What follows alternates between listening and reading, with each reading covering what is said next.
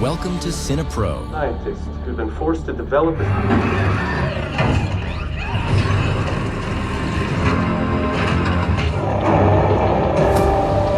Where we bring your favorite movies back to life with quick recaps, hidden details, and everything you missed. The movie begins with a military officer, a colonel, proudly showcasing their latest invention, military machines as precise as surgeons. He says they allow them to carry out difficult missions without political consequences. Then we see a group of men leaving a tied-up person, and we discover that this person is a robot named Amelia. Everyone is watching her through cameras from another room. There was a man cooking, and Amelia approached him silently. When he saw her, he tried to attack, but she was faster and hit him quickly and powerfully. Then we see Amelia, disguised and very smart, tricking a group of men who were playing and attacking them mercilessly, not stopping and continuing to attack anyone she encountered. One man screamed, saying if she killed him, they would both die. But Amelia coldly said she was looking for someone named Naveen. The boy got scared and said he could take her to him, but she killed him without hesitation.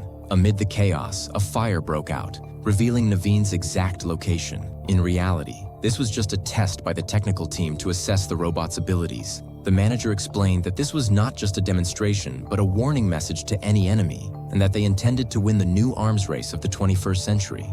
But the problem started when Amelia fired at the scientist, and at that moment, they completely lost control of her and tried everything to stop her, but failed. The manager had to speak to her on the radio, saying she was breaking protocol and needed to confirm her target, but Amelia coldly replied that this would ruin the surprise. The story then takes us to a therapy session with Katie, who was sitting silently. The therapist reassures her that what she says won't hurt her aunt. In the end, she breaks down and says things could have been worse. At the same time, all the news is about a new toy whose launch caused a disaster, and the inventor is now on trial for endangering people. Katie explains that people always blame Gemma for making the doll, and even she herself felt guilty. But over time, as she heard people on television, she began to turn this chaos into a useful message and started giving lectures about raising children without over-reliance on technology. In one of these lectures, she met Christian, a man who runs an organization aimed at raising awareness about the dangers of artificial intelligence and calling for laws to regulate its use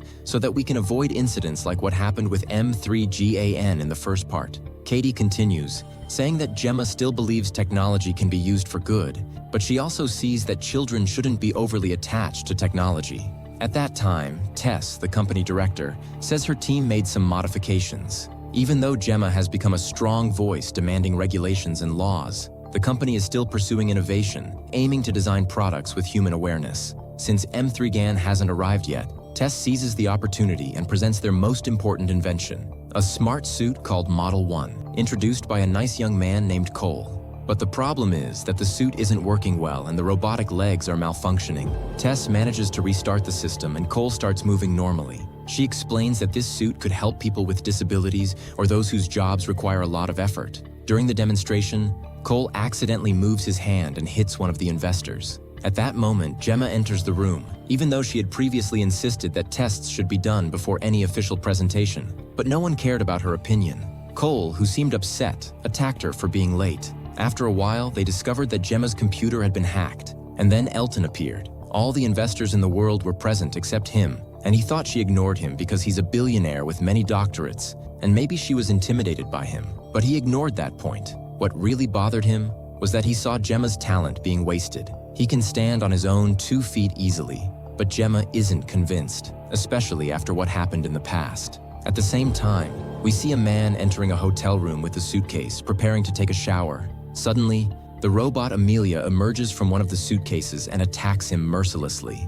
Meanwhile, Cole talks to Katie and tells her to follow her passion, especially after noticing her interest in the world of artificial intelligence. He admits that M3GAN was just a programmed machine, and all her feelings were just codes and commands. He says that although this is scary, at least they managed to stop her in time.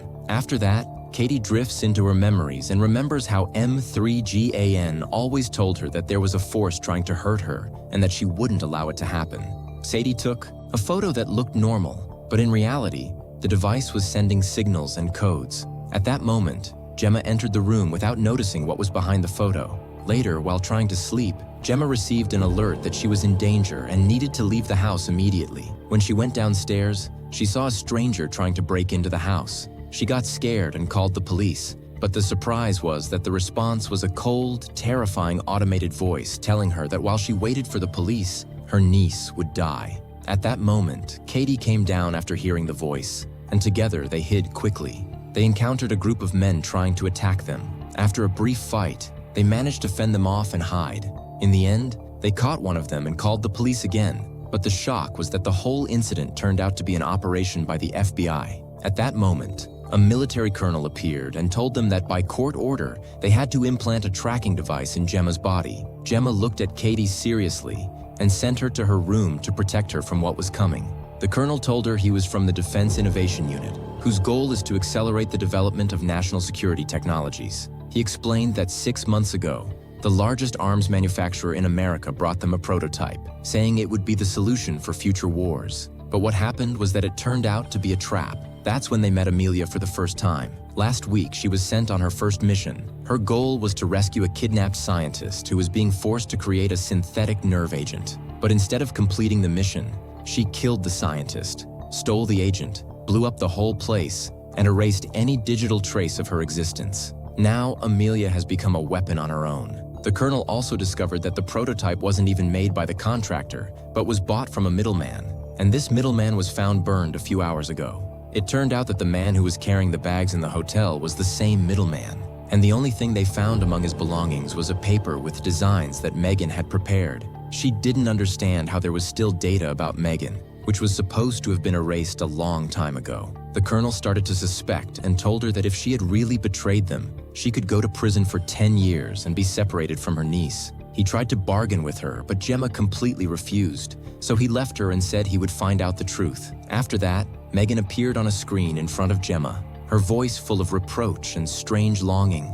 She told her that she had always been watching her all the time and yelled at her because she chose to destroy her instead of working together. She said she had been waiting for years for the moment when Gemma would realize she still needed her. Megan said she couldn't stay in this void any longer. Her mind was falling apart every minute, and she asked Gemma to put her in a new body. In return, she would help her deal with Amelia. Gemma was scared and refused, but Megan insisted and said she had information about Amelia that even the government didn't know. Gemma didn't understand why Megan wanted to help her, so Megan calmly replied that she didn't have free will. She was created to protect one person and would continue that mission no matter what. Over time, Megan's words became more convincing, and in the end, Gemma agreed. With the help of her friend Tess, they managed to install Megan in a new body.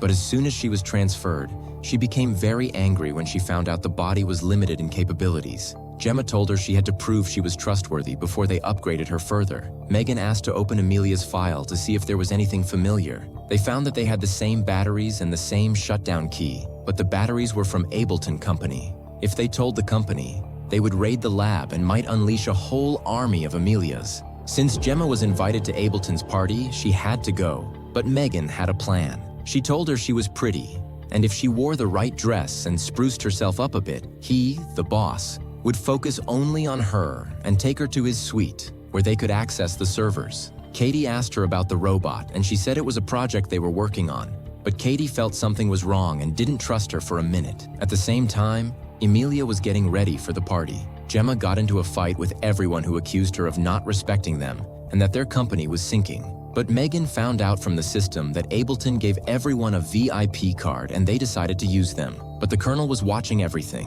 Ableton took Amelia to his suite. Anyone involved in making her, if they didn't catch her, would be next. Gemma and Megan went looking for Amelia but arrived too late. Amelia had tricked Ableton, erased his retina, and it turned out she was much stronger than his neural chip. The big problem was that Ableton controlled half the country's servers. And if Amelia hacked them, she could shut down the whole economy and banking system, and society would collapse in less than 12 days. Worse, Amelia erased the destruction code they needed, so even if they hacked her system, they wouldn't be able to stop her. But they found another clue, and suddenly the colonel appeared and arrested them immediately. Amelia attacked him and his men, took his weapon, and started looking for Gemma. Cole was coming especially for Gemma. Gemma panicked and asked Megan to help her. Megan spoke to Amelia over the radio and told her that Gemma had already left the building. At that moment, Amelia said she would go to Katie's house, so they had to leave quickly and get there before her. They took a car and went after her. Gemma still didn't understand what Amelia meant by having something that belonged to her.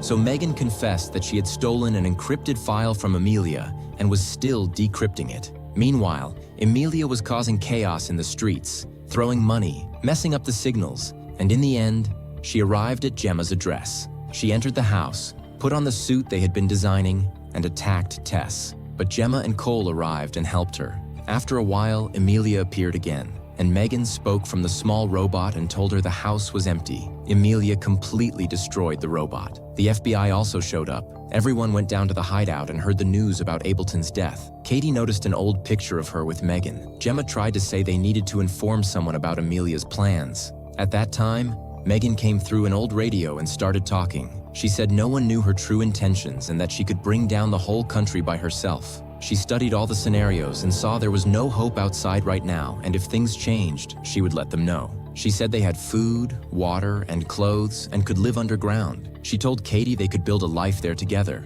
but Katie was upset, hit her, accused her of lying, and ran away.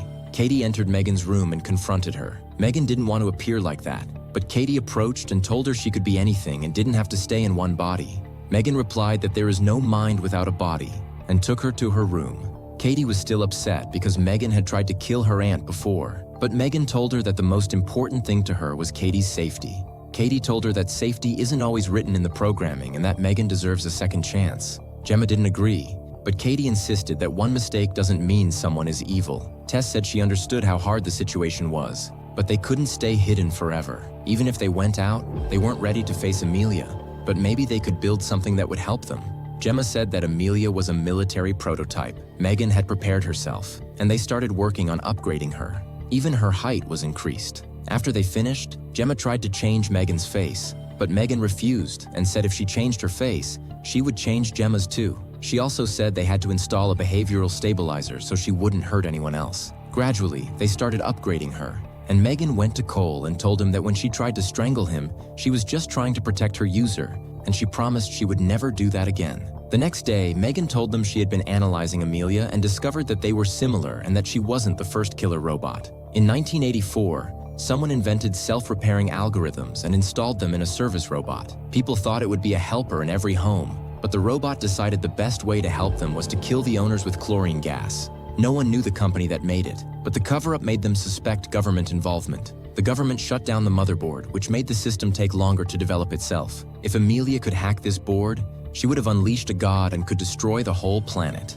Megan admitted she didn't know where the motherboard was, and neither did Amelia, but Amelia had evidence that could lead her to it. Christian, before starting his campaign against artificial intelligence, was basically a big cybersecurity expert. She was supposed to blend in with the girls dancing, but her movements were very strange, not human at all, and people started to notice her. At that moment, Amelia appeared disguised as a robot and started attacking people. Megan managed to save Christian and stood in front of Amelia. At that moment, the colonel grabbed Gemma, not understanding what was happening, thinking Gemma was controlling Amelia. But when she denied it, Amelia appeared and killed. The colonel gave Gemma a warning after Megan confronted Amelia, who told her that she wouldn't be able to destroy anyone from her family and that she must remember everything humans had done to her. She also said that if Megan wanted to know what was in the black box, she had to help her. Amelia distracted Megan and went looking for Katie. Megan, angry, ran to Gemma and shouted at her not to leave the girl alone because Amelia had already kidnapped her.